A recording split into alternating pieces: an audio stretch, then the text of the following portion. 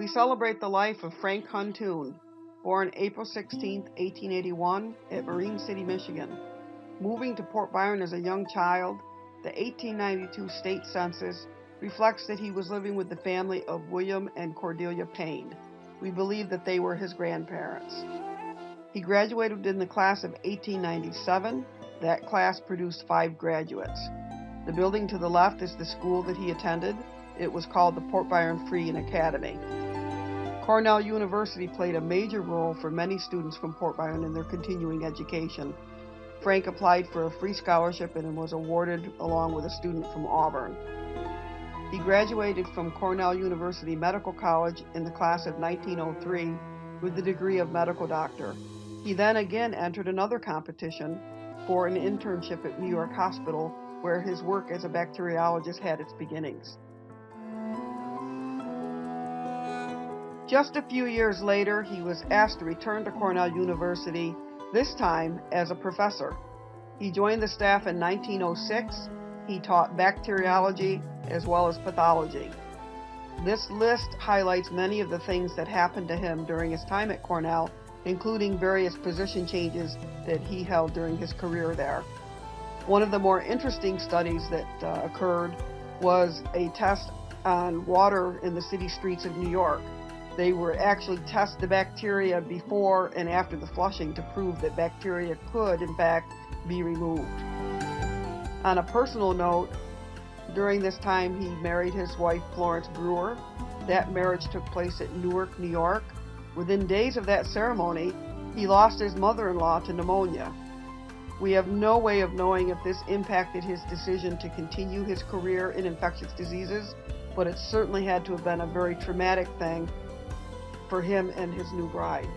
The following year, he saw the blessing of the birth of his new son, Calvin, and toward the end of his career at Cornell, was right around the time of World War I, he organized a class on wound care in response to the war. Cornell indicated that Dr. Huntoon was listed in the college catalog up through 1918, but he was not in the catalog in 1919, and there's a very good reason for that. Dr. Huntoon was called upon by the United States government to aid in the ratification of an outbreak of meningitis. He set up camp at Camp Merritt, New Jersey, where he served as a contract surgeon. Merck Pharmaceuticals indicates that he was offered a commission as major, which he declined. He decided that he wanted to pursue his research and took a position with a company in Pennsylvania called H.K. Mulford & Company. If we look at his World War I draft card in September of the same year, we can confirm that that is where he took employment. He is here listed in Pennsylvania as a senior bacteriologist for H.K. Mulford. I would like to speak briefly about the history of this company. H.K. Mulford was acquired by another company called Sharp & Dome in 1929. That company was acquired by a company named Merck & Company. That's a company we all know today as Merck Pharmaceuticals. That acquisition took place in 1953. It's one of the largest pharmaceutical companies in the world. They have all of the corporate records of H.K. Mulford as part of their acquisition in their corporate history. They contributed greatly to this program, and I'd like to give a shout out to them to thank them for their cooperation and giving me access to some of their assets to put tonight's program together. While working for H.K. Mulford in 1920, Dr. Huntoon had a major breakthrough. He was developing the pneumonia antibody solution. There were many scientists and physicians working on this problem. Pneumonia was an epidemic of rapid proportions, and his serum was used by the United States government in clinical trials at Bellevue Hospital. This article from 1921 highlights that his serum could potentially save 70,000 American lives each and every year. He's credited with 2 things relating to his serum. One, that he solved serum sickness. In the early days of immunizations, people often died from their shots. His solution had the right balance. People would get a little sick, but they did not die. The other thing he was credited for was having the ability to include antibodies for type 1, 2, and 3 pneumonia in a single injection.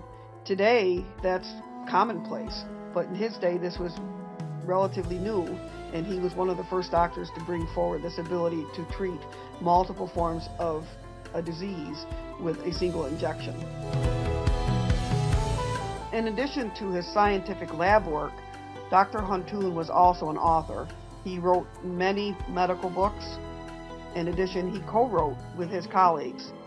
He also held a co-patent for H.K. Mulford, his employer, for the product and process for the recovery of bacterial antibodies, as well as the recovery of bacterial antibodies. In addition to the things that he wrote, oftentimes he was wrote about.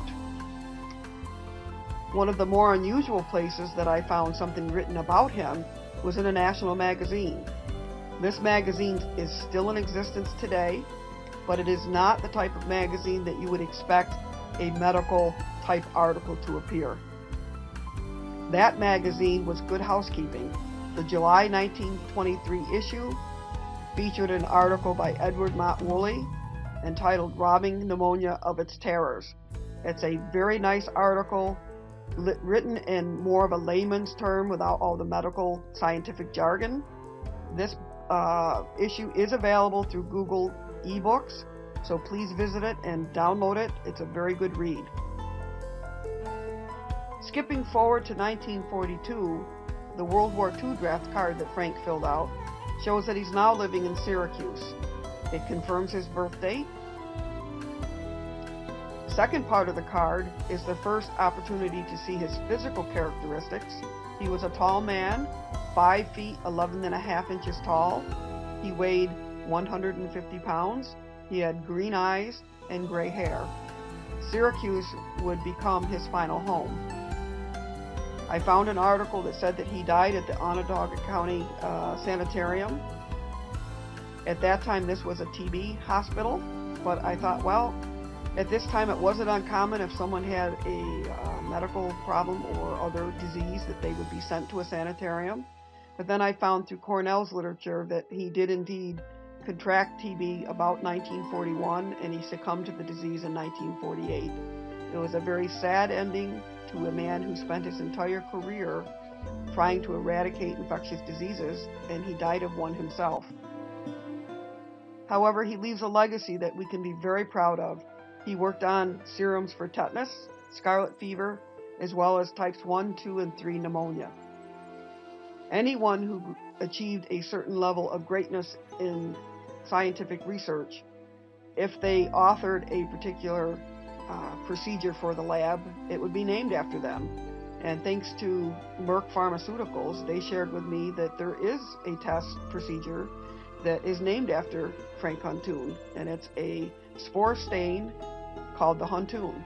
So anyone going into the career of medical science and laboratory work and chemistry, if you hear of the Huntoon process, you'll now know that that was created by a Port Byron graduate.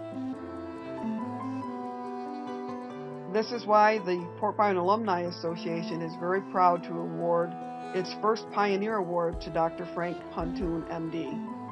Out of all of the students that graduated from the Port Byron Free and Academy, no other graduate contributed to the betterment of mankind more than Dr. Huntoon.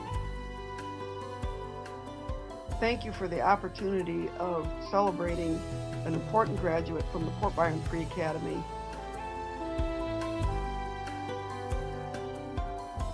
And we hope that it inspires the students of today as they build their careers for the future. Thank you.